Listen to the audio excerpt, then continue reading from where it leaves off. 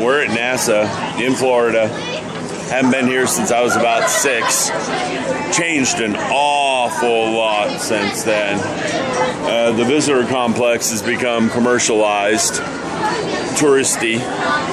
Back then, you walked up to a little building, it had a little shop. We bought a little rocket at it, and then you hopped on a bus, and the bus took you around the place. Well, we're still hopping on a bus, but a lot more of a line for the bus and a lot more people. And I can't blame NASA for commercializing it because people want to see it and they'll pay for it. And then they got extra revenue for other things. So I don't really blame them. Just, it is what it is. Okay? We're waiting in line to tour this place. And as you can see, it's a long line. And we're actually in Florida on one of the coldest days Florida has seen this year. I'm not dressed for it, so I'm having fun.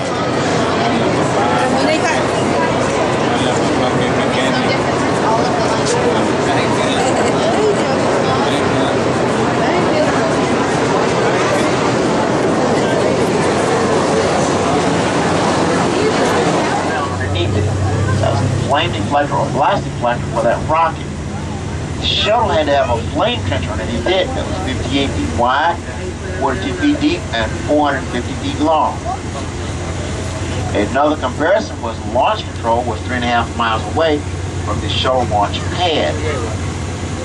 Mission control for that Mercury Redstone rocket was a small blockhouse 300 feet from the rocket. The orange external fuel tank is the shuttle.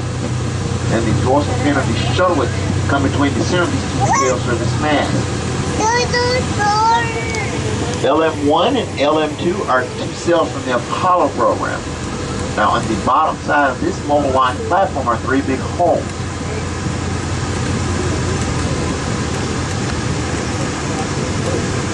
2 smaller holes at the back are for the solid rocket boosters, and the big hole at the front is for the 3 main shuttle engines. Now the flames and plasma exhaust down through there to the flame tank where they can be controlled. Under the bottom to the left front, where that 5 is on that column, those are pedestals. They're 22 foot high. We have pedestals like that at pads A and B, and also in the vehicle assembly building over there. In front of us, this second structure is an umbilical tower. This is what you launch a rocket from. Umbilical is where you get all of your fueling, your electronics, your communications, all your power from. Astronauts will also be able to access the Orion capsule from there. Now from the ground up, that's 390 feet. In the hangar there to the front right, that's the German Commode. That's from the space shuttle program. That's when we thought we were ready to enter the Indy 500. It only does 5 miles an hour.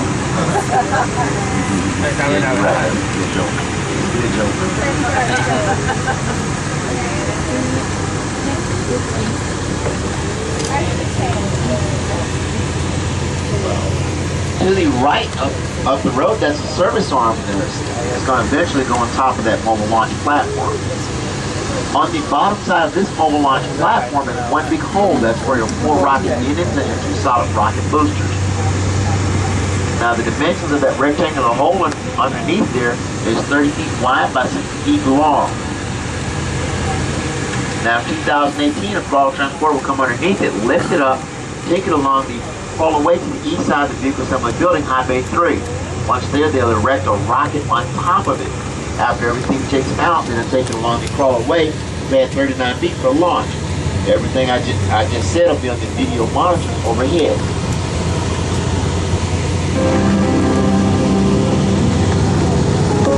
The large tower next to the VAB is the mobile launcher being built for SLS.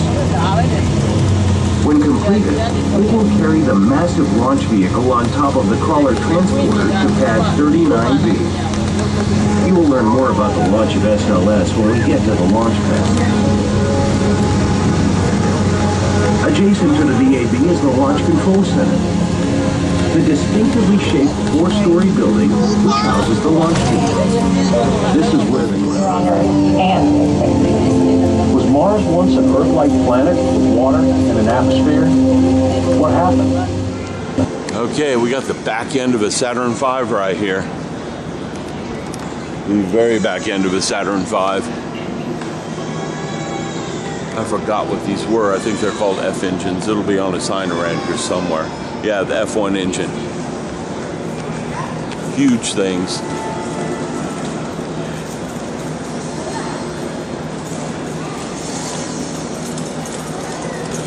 Really interesting too. Pretty sure they burned themselves up as they ran. Let's see what it says on the sign over here. I hear my daughter somewhere around here. But here's the sign. World's largest and most powerful liquid-fueled rocket engine. They generated 7.5 million pounds of thrust. Went 40 miles in 2.5 minutes. And 434,000 gallons of fuel.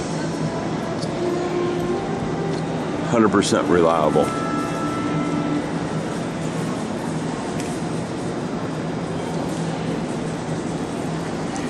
Kerosene? I didn't know that, but that's good.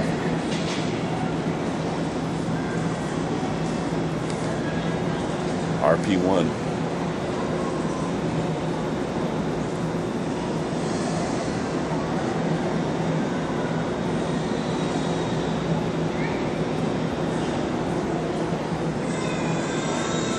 There we go.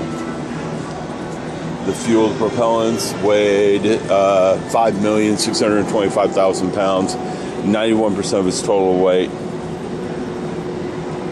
and 96% body mass and 4% fuel.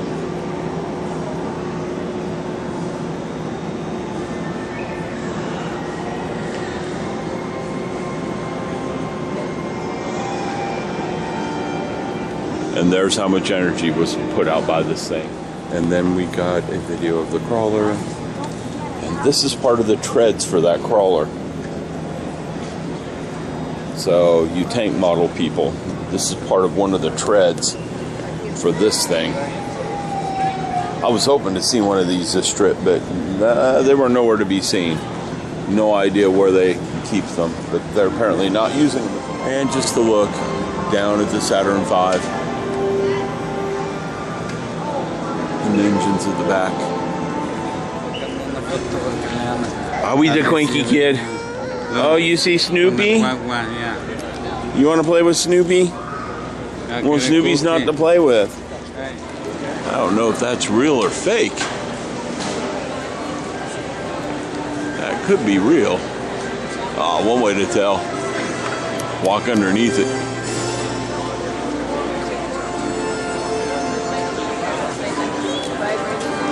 I'll walk around to this side, I can tell.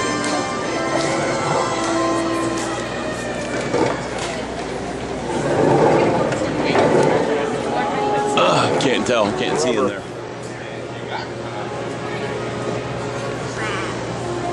Rubber won't work on the moon.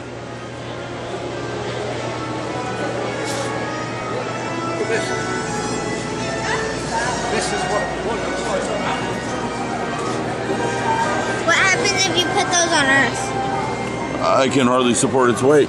They weren't designed to support weight, BB.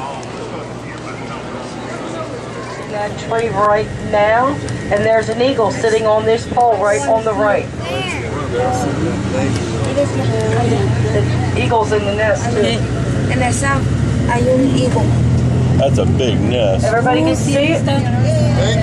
Okay, once again, that is our launch. And we have just how big the space shuttle would have been. I don't know if that's the real one, leftovers, or if that is a mock-up. But it's pretty big. Gives you an idea. Uh-oh, I'm not in the... And it's been 4 or 5 days in that. Yeah, it's warm in here. Anyhow, this is a Gemini capsule. This is a Gemini capsule. Okay, we're in Rocket Park. Astronaut BB is taking a spin so they could see what it looked like. There's the Gemini rocket. Okay, with engines. Behind it, we got a Saturn 1B laying on its side. It's the smaller cousin of the Saturn V with the You can see the difference there. There's the F1 engine from the Saturn V sitting next to the Saturn 1B, and it's like half its size. Okay, I'm not sure what this one is. We're going to find out in a second, because I just don't remember what this one is.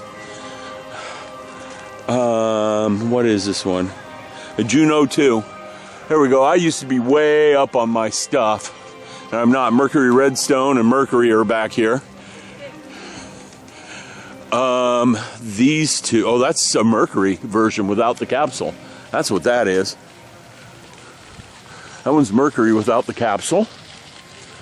Okay. Chasing the Russian Bear, they called this one. And this one is a Juno? Really? But it's the same booster as that one over there, which I know is the Mercury Redstone. And we got this one right here, single engine. And again, that's a Saturn 1B.